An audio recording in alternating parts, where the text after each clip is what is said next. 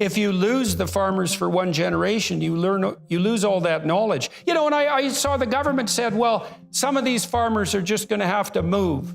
It's like, what are they going to do? They're going to move their farm. How are you going to do that? You can't move a farm. And it's not like these things are just, transferable, fungible in this simplistic manner.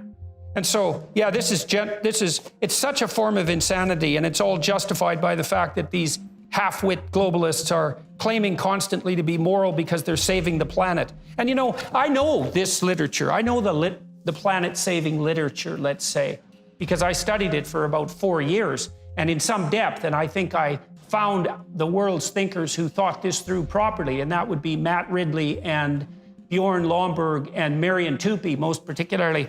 And all three of them, and I would put Bjorn Lomborg at the top of that list, those thinkers knew something fundamental and something so bloody optimistic that I couldn't believe it was true when I first encountered it, which was that if we really want to reach a kind of sustainable harmony with the planet, the best way to do that, absolutely obviously, is to distribute autonomous free market systems as widely as possible, and then to get people everywhere in the world as rich as we can, as fast as we can.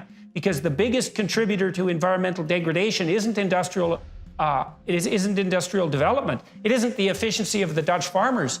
It's absolute bloody poverty and privation, and the probability that people at the bottom of the economic distribution are going to fall into these catastrophic positive feedback loops that you described and devastate and lay waste to everything. As soon as you make people rich, the data on this are crystal clear. As soon as you get people up to about $5,000 a year in gross domestic product, they start caring about the environment locally and autonomously.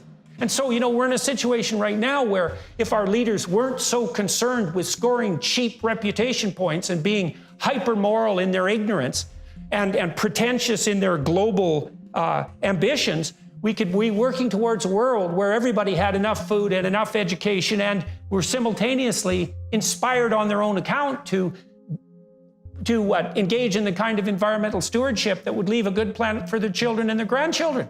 We could have our cake and eat it too, you know?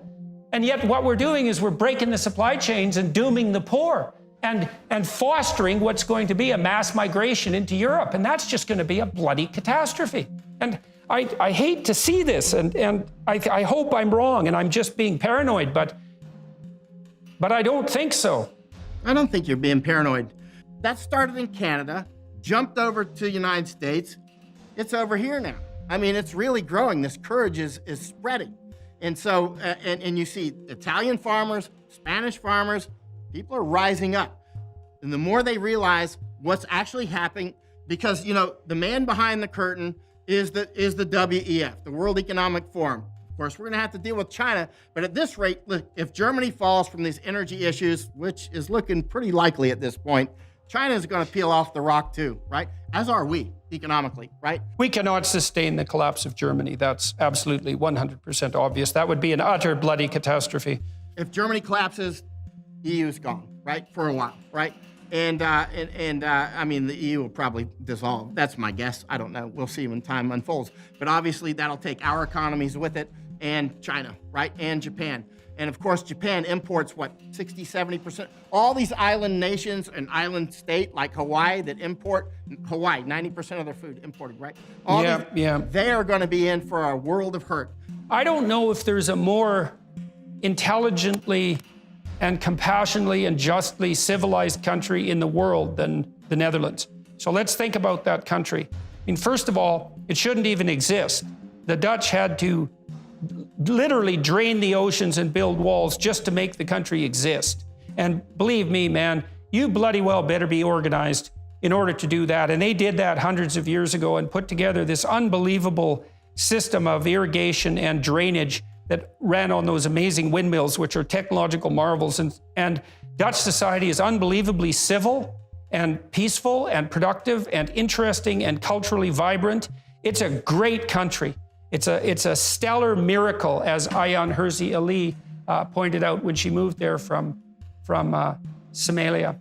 And so we don't want to underestimate the central significance of Holland. And then obviously, of the Netherlands, obviously that country is predicated to some degree for its success on the provision of stable food supplies and these unbelievably efficient farmers. And so the fact that they are up in arms about all this is of signal, symbolic, and practical importance, which is why I think it's so necessary to focus on their concerns, and also so appalling that this isn't headline news in every legacy media outlet across the West. Because when the Dutch farmers are upset and moving en masse the way they are, something has gone seriously wrong. This is a canary in the coal mine situation.